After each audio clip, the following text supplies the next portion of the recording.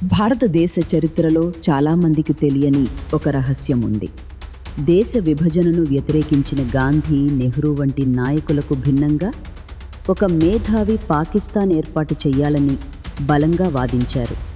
ఆయన పేరు doctor BR Ambedkar. దేశ రాజ్యాంగాన్ని రచించిన ఆయన ఈ దేశాన్ని రెండుగా విడగొట్టేందుకు ఎందుకు సిద్ధమయ్యారు? ఇది ఆయన జీవితంలో ఒక డార్క్ సైడ్ లాంటిది. ఇప్పుడు మనం ఆ నిజాలను డీప్గా డిస్కస్ చేద్దాం. చాలామంది చరిత్ర పుస్తకాలలో దేశ విభజనకు కారణం మహమ్మద్ అలీ జిన్నా ముస్లిం లీగ్ అని మాత్రమే చెప్తారు. కానీ చాలామందికి తెలియని నిజం ఏమిటంటే, ఈ దేశ విభజన ఆలోచనకు ఒక రకంగా సిద్ధాంతపరమైన మద్దతిచ్చిన వారిలో డాక్టర్ బిఆర్ అంబేద్కర్ కూడా ఒకరు. ఆయన 1945లో ఒక పుస్తకం రాశారు. ఆ పుస్తకం పేరు పాకిస్తాన్ లేదా భారతదేశ విభజన. అంబేద్కర్ గారు ముస్లింలకు ప్రత్యేక దేశం ఎందుకు అవసరమో చాలా వివరంగా, తర్కబద్ధంగా వివరించారు. దీనిపై ఉన్న వివాదం ఏమిటంటే, అంబేద్కర్ పాకిస్తాన్కు మద్దతిచ్చారా?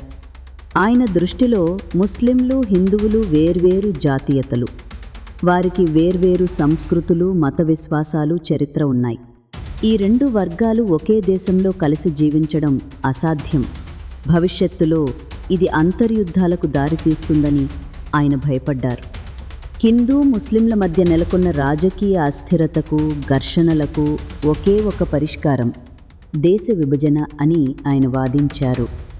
ప్రత్యేక దేశం ద్వారా ఇరు వర్గాలు శాంతియుతంగా తమ తమ ప్రభుత్వాలను ఏర్పాటు చేసుకోవచ్చని ఆయన భావించారు.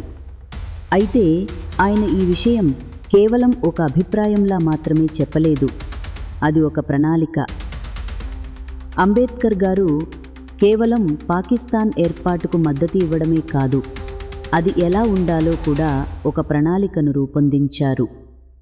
ఆయన ప్రతిపాదించిన ప్రణాళికలో హిందూ మెజారిటీ ప్రాంతాల నుండి ముస్లింలు, ముస్లిం మెజారిటీ ప్రాంతాల నుండి హిందువులు శాంతియుతంగా తమ తమ దేశాలకు తరలిపోవాలని సూచించారు.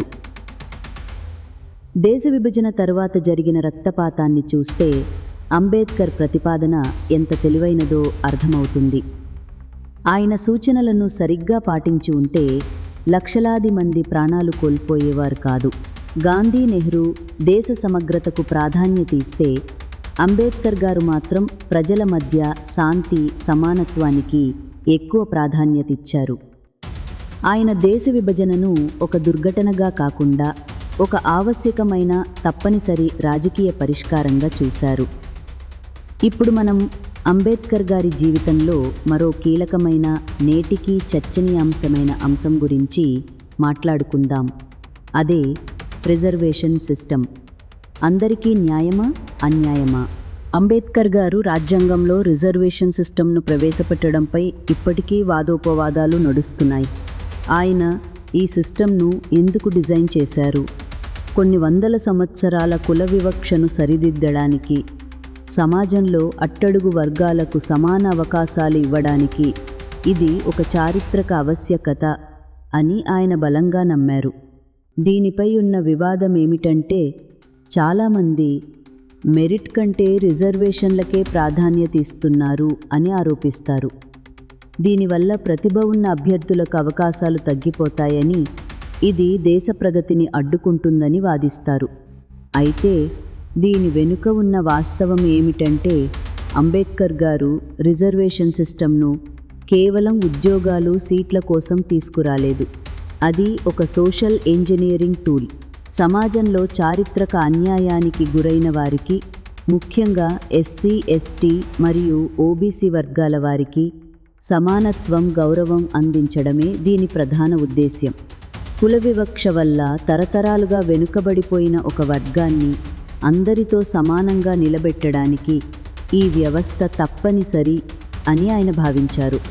డాక్టర్ అంబేద్కర్ గారు దేశ విభజనను ఎందుకు సమర్థించారన్నది ఒక ముఖ్యమైన చారిత్రక అంశం. ఈ విషయంపై చాలామంది చరిత్రకారులకు, రాజకీయ నాయకులకు, సాధారణ ప్రజలకు కూడా స్పష్టత లేదు. అంబేద్కర్ గారి ఈ ఆలోచనను మనం ఆయనకున్న దూరదృష్టిగా చూడాలి. ఆయనకు ప్రజల మధ్య ఐక్యత, శాంతి ఎంత ముఖ్యమో ఈ విషయం తెలియజేస్తుంది.